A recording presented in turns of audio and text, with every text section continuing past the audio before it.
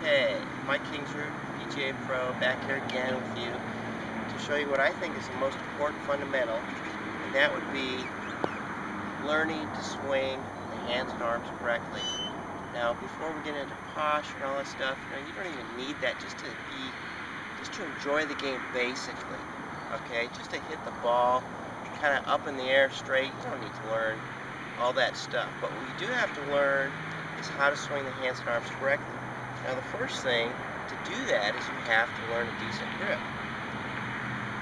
Your left hand, if you're right-handed or lead hand, has to be underneath this pad, more so on the fingers. The reason this is important is because this allows you to hinge. Real simply, when you put your right hand or your trail hand on, you've got to put it on in such a way that it doesn't overpower this hands. In other words, it doesn't diminish the function of your left hand or your lead hand. It doesn't take over, because this is very important to be able to hinge this hand. And if you don't have a good grip, it ain't gonna happen. So anyways, the basic thing in golf is learning to swing your hands and arms together. What happens, and what this orange whip does so beautifully, is that we start here to address. On my backswing, my left arm is going to go to my right shoulder continuously. On the way down, it's going to go away from my right shoulder continuously. And at no time do the hands take over the arm swing. So you could go ahead and use your wrist release as long as it's not taking over your arm swing. Same goes for the backswing. I don't want to do this because now my hands have moved the club too far ahead of my arm. So I want to swing back and forth. See how my hands and arms are together. Back up to the top and down. Back up to the top and down. Now you notice how my left arm is going to my right shoulder and then away from my right shoulder. And at no time am I letting the hands take over. And at no time am I moving this at the same time as my right shoulder. In other words, I'm not doing this, okay? I'm not doing this. I'm not doing this. See how they're moving together? And that's where all the faults in golf come from. All the bad shots. Somebody says they're over the top.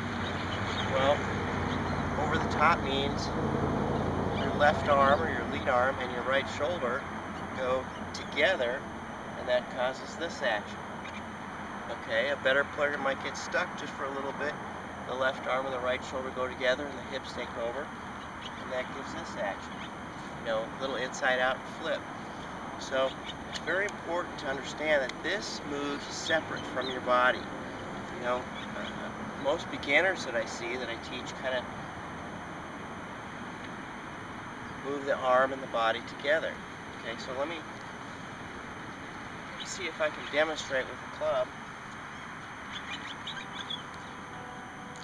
Really simple.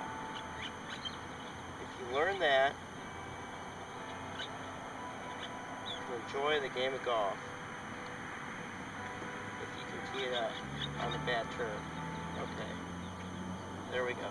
So I want to start with my grip, make sure I have a decent grip, make sure this hand's in a position, which is usually in the fingers, that doesn't overpower this hand, the lead hand at any time. And then without even worrying about my grip or my setup or my posture, I'm going to swing the arms. Okay. Very easy to be decent, at least decent. Now if that doesn't help you, I don't know what's going to help you. Seriously, don't work on your body at first, okay? Now if you want to hit the ball solid and farther and you're a low handicapper, I'm going to show you the importance of the body. But as far as the hands and arms go, that's what this orange whip does beautifully. It gives me arm and shoulder separation. In other words, my left arm goes to my shoulder and then it goes away. No time are they together. And that's what causes most of the faults for bad players, for beginners, and for good players. All the same. See you tomorrow.